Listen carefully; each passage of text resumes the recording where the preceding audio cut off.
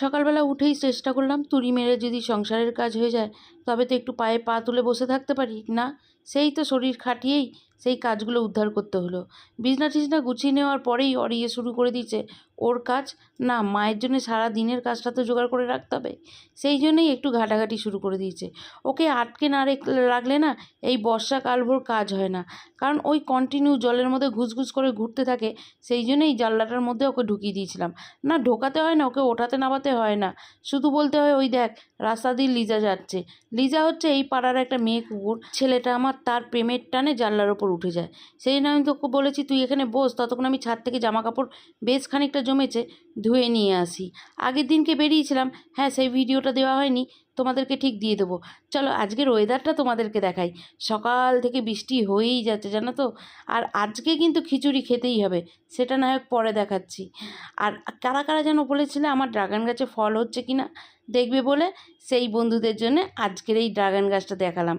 জানো তো একদম দিন শেষে 3খানা ফল আমাকে দিয়েছে, নিরাশ করেনি। যেহেতু বৃষ্টিটা একটু ধরে এসছে তাই ভাবলাম জামা কাপড়গুলো এখনই ধুয়ে ছাদে মেলে দিয়ে যাই, যতক্ষণ জল ঝরা হয় হোক। তারপর তো ব্যালকনি আর তারপর তো ঘরের দড়ির ভরসা আছেই আছে।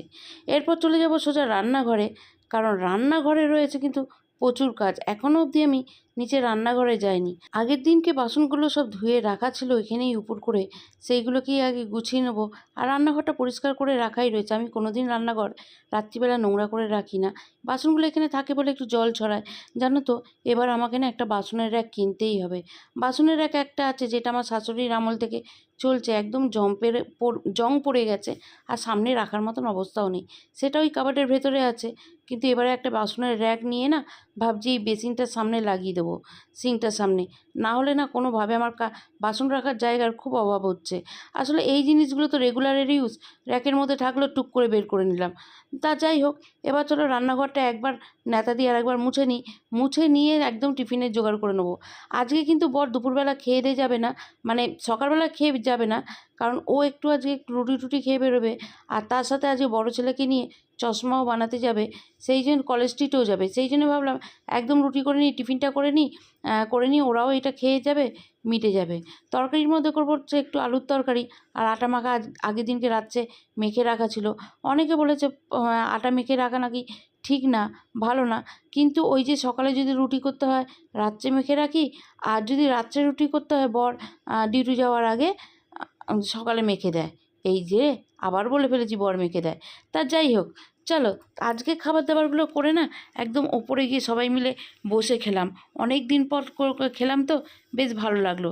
হ্যাঁ, অন্য সময় যখন হয় তখন বর তো নিচে ভাত খেয়ে বেরিয়ে যায় আর ছেলেরা খেয়ে দিয়ে স্কুল বেরিয়ে যায়, আমি একা একা খাই। কিন্তু আজকে ভাবলাম যে না, সবাই যখন ভাত খাচ্ছেই না ও, তবে সবাই মিলে একসাথেই টিফিনটা করি। ছেলেকে নিয়েই বেরোচ্ছিল কলেজ স্ট্রিটে, ছেলের একটা বই আনার আছে। আমি সঙ্গে সঙ্গে আমার একটা স্টোরি বুক দিয়ে দিলাম, বললাম এটা পুরনো মার্কেটে দিয়ে দেবে আর তার বদলে আর একটা বই নিয়ে নেবে। হ্যাঁ, কলেজ স্ট্রিটে এমন করা যায় জানো তো, তোমার যেই স্টোরি বুকটা পড়া হয়ে যাবে তুমি সেটা আবার ফেরত দিয়ে ওরা হয়তো কম পয়সা দেবে, সেই পয়সারই আবার কিছু পয়সা ভরে নতুন একটা বই নিয়ে নিতে পারো।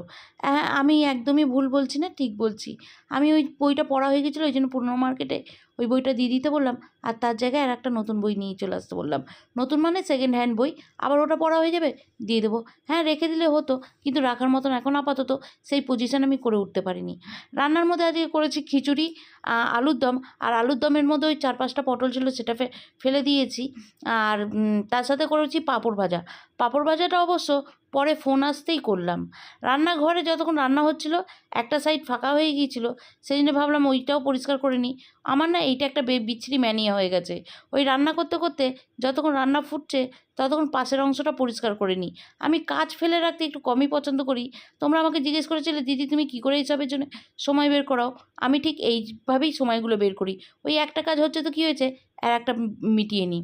আজকে খাবারে ছিল আলুর দম, খিচুড়ি, পাঁপড় ভাজা আর তেঁতুলের আচার। বাইরে হচ্ছে মুষলধারায় বৃষ্টি আর ঘরে ঠিক এরকম একটা